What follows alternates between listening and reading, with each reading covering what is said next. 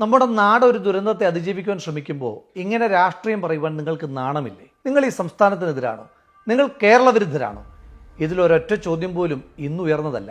കഴിഞ്ഞ 10 വർഷക്കാലമായി വിജയൻ ഈ നാട് ഭരിച്ചപ്പോൾ ഉണ്ടാകുന്ന ദുരന്തങ്ങളെ നേരിടുവാൻ സർക്കാർ പരാജയപ്പെട്ടപ്പോൾ അതിനെ പ്രതിപക്ഷം വിമർശിച്ച സമയത്ത് പ്രതിപക്ഷത്തെ നേരിടുവാൻ സർക്കാരും സർക്കാരിൻ്റെ വാഴ്ത്തുപാട്ട് സംഘവും നിരന്തരമായി ചോദിച്ച ചോദ്യങ്ങളാണ് ഈ ആക്രോശങ്ങൾ.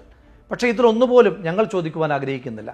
ദുരന്തത്തിൻ്റെ സമയത്തെന്നല്ല, ഏത് സമയത്തും പറയേണ്ടത് തന്നെയാണ് രാഷ്ട്രീയം. ഞങ്ങൾക്ക് പ്രതിപക്ഷത്തോടുള്ള അഭ്യർത്ഥന, നിങ്ങൾ കാമ്പുള്ള കഴമ്പുള്ള രാഷ്ട്രീയം പറയൂ. നിങ്ങൾ എന്തിനാണ് ഈ പരിഹാസങ്ങൾക്ക് പിന്നാലെ പോകുന്നത്? നമ്മുടെ നാട് അടിയന്തരമായി അതിജീവിക്കേണ്ടുന്ന കെടുതി മഴക്കെടുതിയാണോ മാർക്സിസ്റ്റ് കെടുതിയാണോ എന്ന് നമുക്ക് വ്യക്തതയില്ല.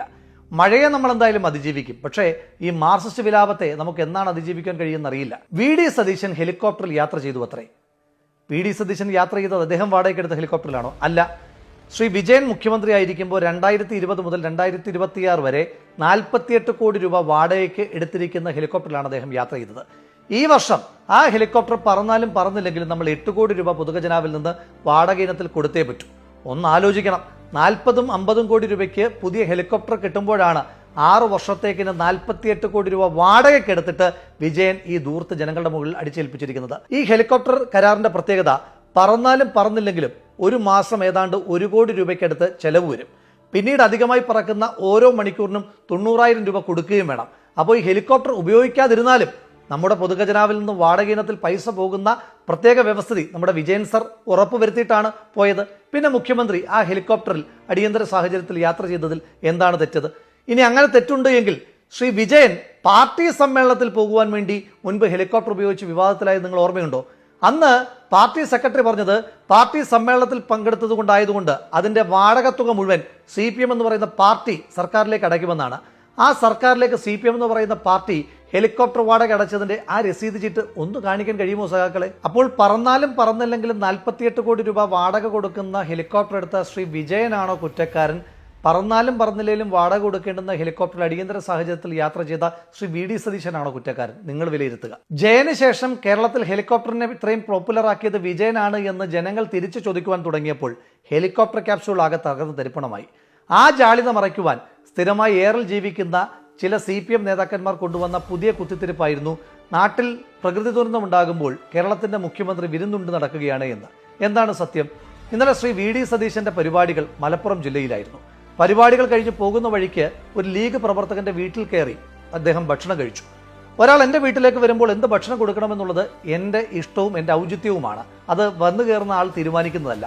അപ്പോൾ അദ്ദേഹം കൊടുത്ത ഭക്ഷണത്തെ ഇവർക്ക് വിരുന്നായിട്ടാണ് തോന്നിയത്. CPM നേതാക്കന്മാർ ഉന്നയിക്കുന്ന ഈ വിമർശനത്തെ നമ്മളും ഏറ്റെടുക്കുമായിരുന്നു. അതിനെ ഈ നാട് കഴമ്പുള്ളതായി കാണുമായിരുന്നു. ഈ പ്രകൃതി ദുരന്തം ഉണ്ടാകുന്ന സമയത്ത് സംസ്ഥാന സർക്കാർ ഒരു വിരുന്ന് സംഘടിപ്പിച്ചതാണ് എങ്കിൽ. എന്നാൽ ഇതല്ല. പറച്ചിൽ കേട്ടാൽ തോന്നും നിപ്പയുണ്ടായ സമയം, കോവിഡ് ഉണ്ടായ ഏതാണ്ട് 2-3 വർഷക്കാലമൊക്കെ ശ്രീ വിജയൻ കേരളത്തിൽ ഉണ്ണാവൃതം ഇരുന്നിട്ടാണ് നമ്മുടെ നാടിനെ ഈ വലിയ ദുരന്തത്തിലേക്ക് തള്ളിവിട്ടത് എന്ന് ഓർത്തുപോകും. അതുകൊണ്ട് പ്രതിപക്ഷത്തിന്റെ നേതാക്കന്മാരോടുള്ള വിനീതമായ അഭ്യർത്ഥന, നിങ്ങൾ ഈ ദുരന്ത കാലഘട്ടത്തിൽ മുഖ്യമന്ത്രിയുടെ കഴിക്കുന്ന ബിരിയാണിക്കകത്ത് ചിക്കൻ പീസ് ഉണ്ടോ എന്ന് ചെയ്യുന്ന വലിയ ദുരന്തങ്ങളായി മാറാതെ ദുരിതാശ്വാസ പ്രവർത്തനങ്ങളുമായി ബന്ധപ്പെട്ട് ഏതെങ്കിലും തരത്തിലുള്ള വീഴ്ചകളോ കുറവുകളോ ഉണ്ട് എങ്കിൽ ജനങ്ങൾക്ക് വേണ്ടി അത് ചൂണ്ടിക്കാണിക്കുക. അപ്പോൾ ജനങ്ങൾ കൈയടിക്കും, സർക്കാർ ആവശ്യമായ തിരുത്തലുകളും വരുത്തും. ഇനി ദുരിതാശ്വാസ പ്രവർത്തനവുമായി ബന്ധപ്പെട്ട് ഈ സംസ്ഥാന സർക്കാരിൻ്റെ പ്രവർത്തനങ്ങളെ നിങ്ങൾക്ക് എന്തെങ്കിലും വിമർശിക്കുവാനുണ്ടോ? ഇല്ല എന്ന് തന്നെയാണ് മറുപടി. മഴ പെയ്ത് ദുരന്തമുണ്ടായാൽ മാത്രം ദുരിതാശ്വാസത്തെപ്പറ്റി ചിന്തിച്ചിരുന്ന വിജയന്റെ ദുരന്ത സർക്കാരിൽ നിന്ന് മാനത്ത് മഴക്കാറ് കാണുന്നതിന് മുൻപ് തന്നെ ദുരിതാശ്വാസ പ്രവർത്തനങ്ങളെ ഏകോപിപ്പിക്കുന്ന UDF സർക്കാരിലേക്കുള്ള ദൂരം വളരെ വലുതാണ്. ശ്രീ VD സതീശൻ കേരളത്തിന്റെ മുഖ്യമന്ത്രിയോടൊപ്പം തന്നെ ഡിസാസ്റ്റർ മാനേജ്മെന്റ് ചുമതലയുള്ള മന്ത്രിയായും ശ്രീ AP അനിൽകുമാർ കേരളത്തിന്റെ റവന്യൂ വകുപ്പ് മന്ത്രിയുമായി ചുമതല ഏറ്റെടുത്തതിന് ശേഷം ആദ്യമായി അവർ ഒരുമിച്ച് നടത്തിയ മീറ്റിംഗ് കേരളത്തിൽ വരാൻ പോകുന്ന എല്ലാ കാലവർഷക്കെടുതികളെയും അതിജീവിക്കുവാൻ ആവശ്യമായി കേരളത്തെ എക്യുപ്പ് ചെയ്യുക എന്നുള്ളതിനു വേണ്ടിയിട്ടുള്ള സജ്ജീകരണങ്ങൾ തന്നെയായിരുന്നു. അതുകൊണ്ടാണ് കേന്ദ്രത്തിൽ നിന്ന് കൃത്യമായ മുന്നറിയിപ്പുകൾ കിട്ടാതിരുന്നിട്ട് കൂടി 31-ാം തീയതി പെയ്ത മഴയ്ക്ക് 29-ാം തീയതി തന്നെ സംസ്ഥാന സർക്കാരിന് തയ്യാറെടുപ്പുകൾ തുടങ്ങുവാൻ കഴിഞ്ഞത്. 29-ാം തീയതി തന്നെ റവന്യൂ മന്ത്രിയുടെ നേതൃത്വത്തിൽ 14 ജില്ലാ കളക്ടർമാരുടെയും പ്രത്യേകമായിട്ടുള്ള മീറ്റിംഗുകൾ നടത്തിയിരുന്നു. അതോടൊപ്പം തന്നെ ജില്ലകളുടെ ചുമതലയുള്ള മന്ത്രിമാരോട് അടിയന്തരമായ സാഹചര്യങ്ങളിൽ അവിടെ ക്യാമ്പ് ചെയ്ത് പ്രവർത്തിക്കുവാൻ ആവശ്യമായിട്ടുള്ള നിർദ്ദേശങ്ങളും റവന്യൂ വകുപ്പ് മന്ത്രി ശ്രീ എ പി അനിൽകുമാറും മുഖ്യമന്ത്രി ശ്രീ വി ഡി സതീശൻ കൊടുത്തു കഴിഞ്ഞിരുന്നു. ജൂലൈ 20 മുൻപ് തന്നെ ഓറഞ്ച് ബുക്കിൽ പറഞ്ഞിരിക്കുന്ന മുഴുവൻ പ്രോട്ടോക്കോളുകളും കൃത്യമായി പാലിക്കപ്പെട്ടു എന്ന് കേരളത്തിന്റെ മുഖ്യമന്ത്രി Shri V D Satheesan, revenue വകുപ്പ് മന്ത്രി ശ്രീ എ പി അനിൽകുമാറും മുഴുവൻ ഉദ്യോഗസ്ഥന്മാരുമായി നടത്തിയ മീറ്റിംഗിന്റെ ഭാഗമായി ഉറപ്പുവരുത്തിയിരുന്നു. 31-ാം തീയതി മഴ ശക്തമാകുന്നതിന് മുൻപ് തന്നെ റവന്യൂ വകുപ്പ് മന്ത്രിയുടെ നേതൃത്വത്തിൽ 14 ജില്ലാ കളക്ടർമാരുമായി അടിയന്തര മീറ്റിംഗ് നടത്തി.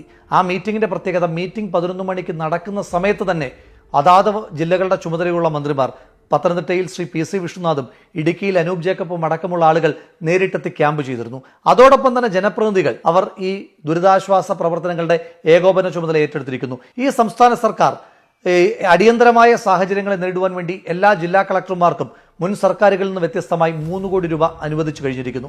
അതോടൊപ്പം തന്നെ കേരളത്തിലെ എല്ലാ പഞ്ചായത്തുകളിലും അടിയന്തര ദുരിതാശ്വാസ പ്രവർത്തനങ്ങൾക്ക് ക്യാമ്പ് തുറക്കുവാൻ വേണ്ടിയിട്ട് 1 ലക്ഷം രൂപ അവരുടെ അക്കൗണ്ടിലേക്ക് മാറ്റി. അവിടെ എക്യുപ്മെന്റ്സ് വാങ്ങുവാൻ വേണ്ടിയിട്ടും പഞ്ചായത്തുകൾക്ക് 1 ലക്ഷം രൂപ വീതം അനുവദിച്ചിട്ടുണ്ട്. നമ്മുടെ ക്ലീനിങ് പ്രോസസ്സ് സംസ്ഥാന സർക്കാർ ആരംഭിച്ചിട്ടുണ്ട്. ഇതിനോടകം തന്നെ വാർഡ് 1-ന് 25,000 മുതൽ 50,000 രൂപ വരെ അനുവദിക്കപ്പെട്ടിട്ടുണ്ട്. അതിൽ കൂടുതൽ ക്ലീനിങ് പ്രോസസ്സിന് ആവശ്യമാണ് എങ്കിൽ 1 ലക്ഷം രൂപ വരെ കൊടുക്കുവാൻ ജില്ലാ കളക്ടർമാർക്ക് ഉത്തരവും സംസ്ഥാന സർക്കാർ കൊടുത്തിട്ടുണ്ട്. ഒന്ന് ആലോചിച്ച് നോക്കുക, ഒരു വെള്ളപ്പൊക്കം ഉണ്ടായി 2ാമത്തെ ദിവസം നമ്മൾ ചർച്ച ചെയ്തുകൊണ്ടിരിക്കുന്നത് ക്ലീനിങ് പ്രോസസ്സിലേക്കാണ്. അത്ര പ്രൊആക്റ്റീവായിട്ടാണ് ഈ സംസ്ഥാന സർക്കാർ പ്രവർത്തിച്ചിരിക്കുന്നത്. 9 NDRFന്റെ ടീം കേരളത്തിൽ സജ്ജീകരിക്കപ്പെട്ടിരിക്കുന്നു ഈ മഴയ്ക്ക് മുൻപ് എന്ന് പറയുമ്പോൾ എത്രമാത്രം പ്രീ ഒക്കുപ്പൈഡ് ആണ് സംസ്ഥാന സർക്കാർ എന്ന് തെളിയിക്കുവാൻ അതിനപ്പുറം എന്തെങ്കിലും ഉദാഹരണം വേണോ? കരസേന, നാവികസേന അടക്കമുള്ള ആളുകളുടെ സേവനം ഈ സംസ്ഥാന സർക്കാർ ഉറപ്പുവരുത്തി. മഴ പെയ്തുകൊണ്ടിരിക്കുമ്പോൾ തന്നെ, മഴ പെയ്തുകൊണ്ട് ശക്തമായിരിക്കുന്ന പ്രദേശങ്ങളിലേക്ക് കേരളത്തിന്റെ സ്വന്തം സ്വകാര്യ നാവികസേനയായ മത്സ്യത്തൊഴിലാളികളെ വിന്യസിക്കുവാനും സംസ്ഥാന സർക്കാരിന് വളരെ വിജയകരമായി തന്നെ കഴിഞ്ഞതുകൊണ്ടാണ് ഈ വലിയ മഴക്കെടുതി ഉണ്ടായിട്ടും അതിന് ആനുപാതികമായിട്ടുള്ള ദുരന്തമുണ്ടാകാതെ നമുക്ക് ഈ നാടിനെ ചേർത്ത് നിർത്തുവാൻ കഴിഞ്ഞത്. ഈ മനുഷ്യരുടെ എല്ലാം അധ്വാനവും ആ അധ്വാനത്തെ എല്ലാം ഏകോപിപ്പിക്കുവാൻ ഇവിടെ കരുത്തുറ്റ ഒരു സർക്കാരുണ്ട് എന്നുള്ള ജനങ്ങളുടെ ആത്മവിശ്വാസവുമാണ്. കഴിഞ്ഞ സർക്കാരിൽ നിന്ന് ഈ സർക്കാരിലേക്ക് എത്തുമ്പോൾ എൻ്റെ നോട്ടത്തിൽ ഏറ്റവും പ്രധാനപ്പെട്ട പോരായ്മ കഴിഞ്ഞ സർക്കാരിൻ്റെ കാലത്തുണ്ടായിരുന്ന PR തള്ള് ഈ സർക്കാരിൻ്റെ കാലത്തിൽ. അതുകൊണ്ട് ജോലി കൃത്യമായി നടക്കുന്നുണ്ട്, ദുരിതാശ്വാസ പ്രവർത്തനങ്ങൾ കൃത്യമായി ഏകോപിപ്പിക്കപ്പെട്ടു പോകുന്നുണ്ട്. ഒരു നാടൊന്നിച്ച് ഒരു ദുരന്തത്തെ അതിജീവിക്കുവാൻ വേണ്ടി ശ്രമിക്കുമ്പോൾ വില കുറഞ്ഞ പരിഹാസങ്ങളും ട്രോളുകളുമായി സോഷ്യൽ മീഡിയയിൽ 10 ലൈക്ക് നേടാം, ഞങ്ങളുടെ തെരഞ്ഞെടുപ്പിൽ തോറ്റതിന് ജാള്യത മറയ്ക്കാമെന്ന് കരുതുന്ന പ്രതിപക്ഷം മഴക്കെടുതിയേക്കാൾ ഈ നാട് നേരിടുന്ന ഏറ്റവും വലിയ ദുരന്തമാണ്. അതുകൊണ്ട് മറ്റു ദുരന്തങ്ങളെ, നിപ്പയും പ്രളയവുമൊക്കെ ശീലിച്ച മലയാളിക്ക് ഈ കമ്മ്യൂണിസ്റ്റുകാരുടെ ദുരന്തത്തെ നേരിടുവാൻ നമുക്ക് കരുത്തുണ്ട് എന്നുള്ള കാര്യത്തിൽ തർക്കമൊന്നുമില്ല. നമ്മുടെ വീട്ടിലേക്ക് വെള്ളം കയറി തുടങ്ങിയാൽ 1 സെക്കൻഡ് പോലും പാഴാക്കാതെ സംസ്ഥാന സർക്കാർ ക്രമീകരിച്ചിരിക്കുന്ന ദുരിതാശ്വാസ ക്യാമ്പുകളിലേക്ക് നമ്മൾ അടിയന്തരമായി മാറേണ്ടതായിട്ടുണ്ട്. 100ഓളം ക്യാമ്പുകളാണ് ഇതിനോടകം സംസ്ഥാന സർക്കാർ ഒരുക്കിയിട്ടുള്ളത്.